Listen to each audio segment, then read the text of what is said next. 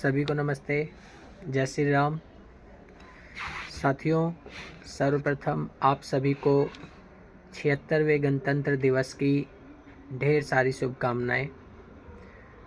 हम देखें, जब से देश स्वतंत्र हुआ है तब से आज तक यदि हमारा देश एक सफल दिशा में जा रहा है तो इसकी जो बुनियाद है, जो इसकी नींव है, उसका सीधा सीधा कारण जो है, सीधा सीधा जो श्रेय है वो संविधान को जाता है।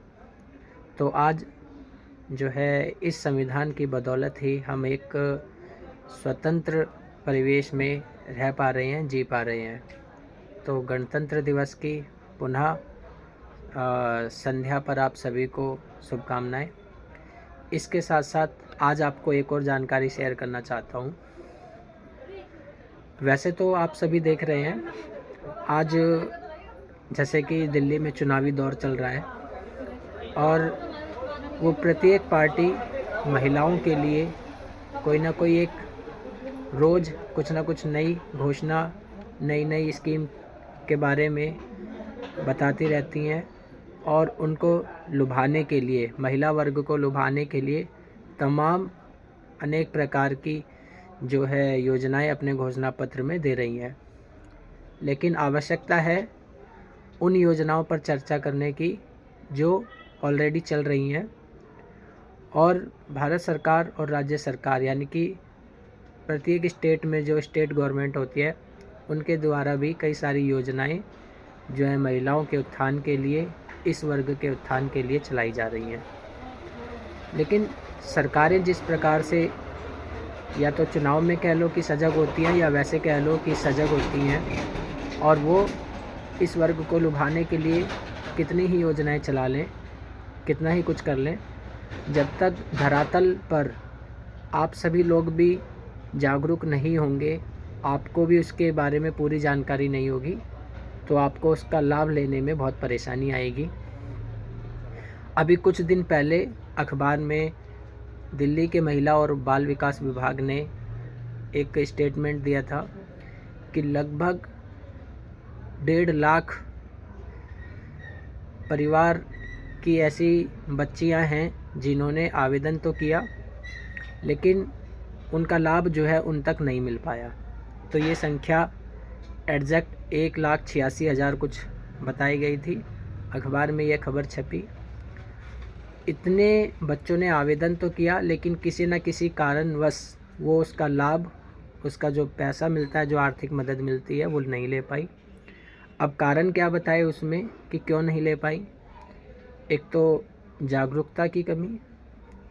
कई सारी साथियों को ये पता नहीं होता है कि एक बार लाडली योजना का आवेदन करने के बाद उसको रिन्यू कराना होता है कुछ क्लासों में, जिसकी पहली क्लास जो है, पहला स्तर जो है फर्स्ट क्लास से शुरू हो जाता है। उसके बाद 6th क्लास में, 9th क्लास में, 10th में, 11th में। इसका सबसे बड़ा जो विभाग ने खुद बताया कि परेशानी कहाँ पर आ रही है, एक तो डिस्ट्रिक्ट चेंज। दिल्ली के महिला और बाल विकास विभाग के 11 ज़िले जो हैं दिल्ली में बने हुए हैं। मान लो कोई बच्चा आज वर्तमान में बुराड़ी के किसी सरकारी या प्राइवेट स्कूल में पढ़ रहा है और कुछ समय पश्चात, और आज ही उसने यहाँ से फार्म भरा, और अगली बार हो सके कुछ साल 6 महीने बाद उसको कहीं और जाना पड़ जाए, उत्तम नगर या द्वारका की साइड जाना पड़ जाए, तो वहाँ पर उन्हें जानकारी नहीं है कि अब हमारा फार्म जो है कैसे अपडेट होगा। तो वो या तो योजना का नए सिरे से आवेदन करते हैं या फिर वो उसको छोड़ देते हैं। तो ऐसे में आपने जो पहले फार्म भरा है वो वहीं पर बीच में लटका रह जाता है।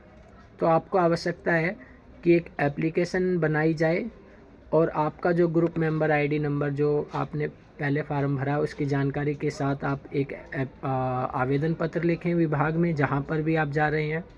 तो नए विभाग में इसकी पूरी जानकारी दें, माता पिता की आईडी लगाएं और आप वहाँ से अपने फार्म को रिन्यू करा सकते हैं। तो एक सरकारी और प्राइवेट स्कूल को लेकर के काफ़ी सारी दुविधा रहती है। कुछ बच्चे पहले सरकारी में पढ़ रहे होते हैं, बाद में प्राइवेट में जाते हैं, तो वो सोचते हैं कि हमने पहले फार्म भरा था, अब भरे या ना भरे। तो आपको बिल्कुल वो रिन्यू कराना चाहिए। इसके अलावा कई सारे ऐसी भी बच्चियां हैं जिन्होंने 12वीं पास कर ली है और विवाह भी उनका हो गया है, लेकिन उन्होंने उस योजना का लाभ नहीं लिया है। तो ऐसे लगभग 1.5 लाख बच्चों की इंक्वायरी के लिए, उनकी वेरिफिकेशन के लिए महिला बाल विकास ने टीम तो तैयार करी है, लेकिन धरातल पर ये कितना काम कर पाएगी ये देखने वाली बात है।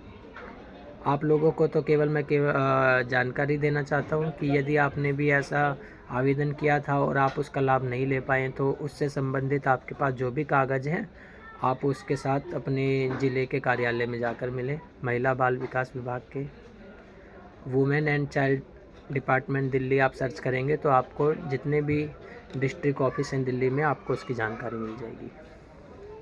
आज की जो वीडियो का उद्देश्य था, आज का जो विषय है वो ये था कि CBSE जो केंद्रीय माध्यमिक शिक्षा बोर्ड है, उसके द्वारा एक योजना चलाई जाती है, सिंगल गर्ल चाइल्ड स्कीम।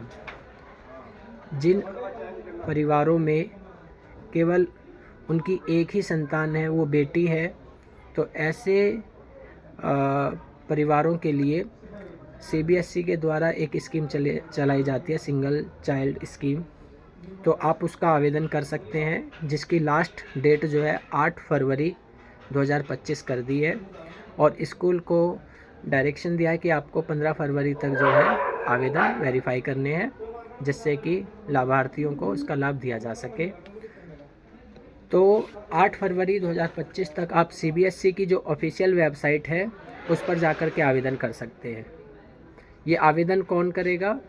जिन्होंने अभी पिछले सेशन में 10वीं पास करी है और वो कंटिन्यू आगे CBSE से मान्यता प्राप्त स्कूल में 11वीं और 12वीं की पढ़ाई भी जो है कंटिन्यू कर रहे हैं। तो जिन्होंने पहले फार्म भर दिया उनको रिन्यू कराना है, और जिन्होंने अभी तक फार्म नहीं भरा है, 10वीं पास करी है, इसमें एक शर्त ये भी है कि आपके 10वीं में 60% जो है मार्क्स होने चाहिए, तो ही आप इसका आवेदन कर पाएंगे। और इसमें आवेदन करने के बाद आपको 500 रुपये प्रति माह जो है बच्चे को दिए जाते हैं।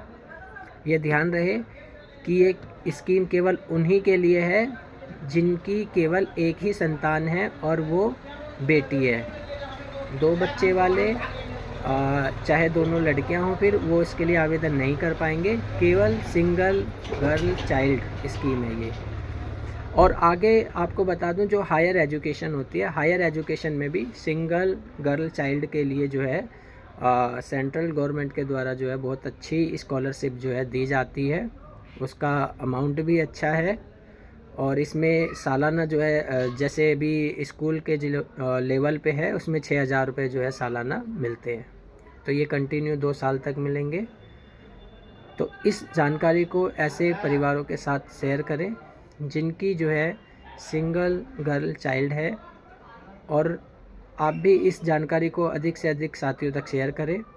जैसा कि मैंने बताया है कि सरकारें तो चुनाव प्रचार कर ही रही हैं, तमाम कई सारी घोषणाओं का वो वादा भी करती हैं, लेकिन आप लोग कितने सजग हैं, आप अपनी बात को कितना, चाहे विद्यालय के सामने, कॉलेज के सामने या विभाग के सामने, कितनी मजबूती से आप अपने बात को रख पाते हैं, इसमें आपकी जो है सफलता है। धन्यवाद।